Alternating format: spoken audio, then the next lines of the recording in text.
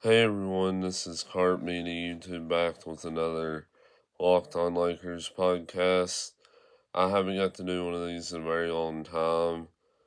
I did them a lot during football season a couple years ago, and I just didn't do it hardly as much as I should this last year. So I decided to bring it back. Most of y'all know I work at Cumberland Family Medical now, and I've been there for about 7 months.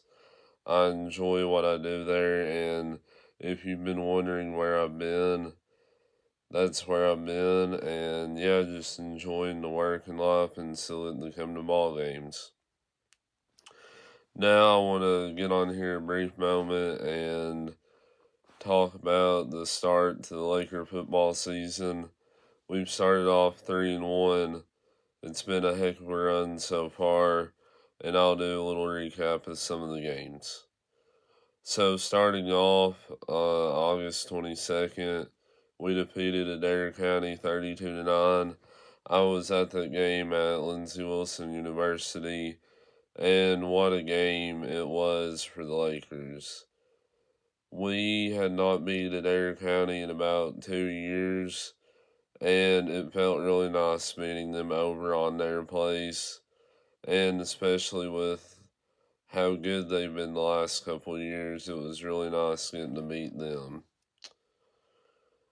Then we went to LaRue County on the 29th, and that is the home of Cutter Bowley, who played really good for Kentucky tonight.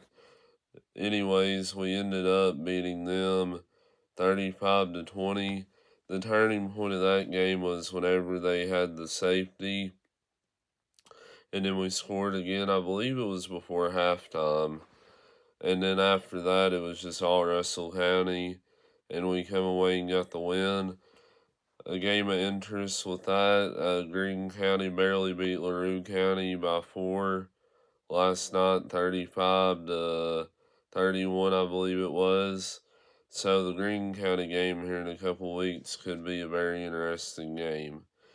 And then obviously last week on the 6th of September with the Camelsville game, it was definitely a slow start for the Lakers.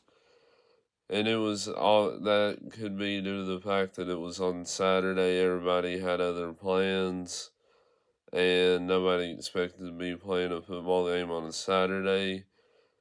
And it just, after we spotted them 21 points, we fought back hard. I was proud of the team effort.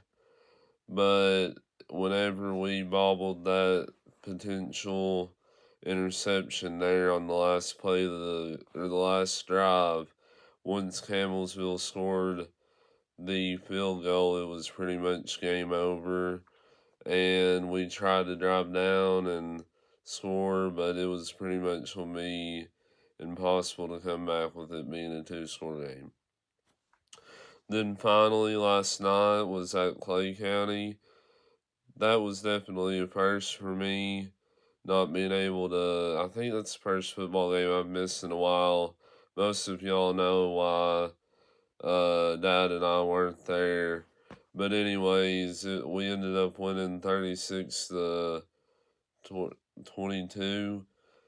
It was definitely a big game for the Lakers. I know Clay County, we used to go there all the time for a district game. But once we finally pushed away in the third and fourth quarter with a couple big defensive stops and just a good effort overall, it was a really good game for everybody. The big play at the end of the game was Stringer to Wills for a 28-yard touchdown.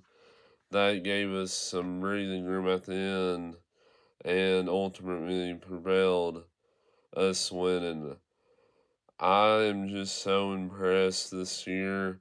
I know we lost a lot last year, and there was a lot of questions heading into this year's season.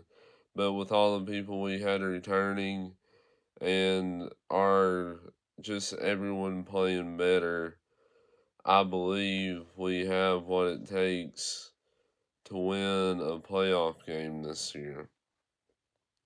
Now, speaking of that, some news that I learned last night with our district going to a 4-team district and Taylor County not being in it anymore, we do automatically get to go to the playoffs.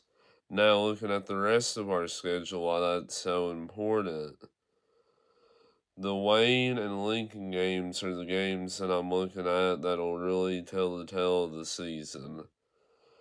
Boyle County's going to be tough. I know they've lost the game this year, but they're still Boyle County. We do get them at home this year, but it's still going to be pretty hard to beat them. Then Greene County homecoming, we should be able to get them. And then Monroe County will be a sneaky game at the end of the year. Nobody really expected Monroe County to have a good team yet. Here they are. They're in the top 10 of, I think they're in 3A. No, correction, they're in 2A.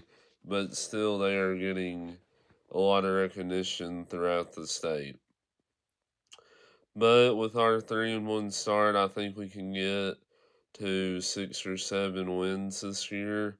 That would be good, consistent 2 years in a row. With our new, I believe Coach Pointer is the OC now, and then we have Sliginger from the new one from from Somerset, correction. But it's been a good offense, defense combined. They've done really well this year. I saw something on social media last night that these are some of the best stats that we've had since the 2020 season. We've had 138 points scored, most through 4 games since 2020. And then 3-1 is our best start we've had in a while as well. Plus 42 point differential, and we've had 6 turnovers already this year. So if we can keep all them things up, we should be able to win games and get to around 7 wins, maybe 8. And yeah, I'm just really happy with what the Lakers has done so far.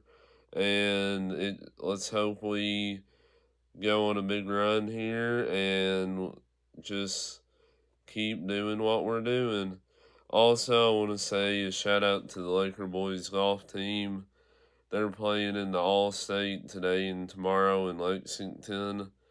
I know today they didn't play as well as they have been, which they won a tournament last weekend. They've won a couple more, like the Wayne County one.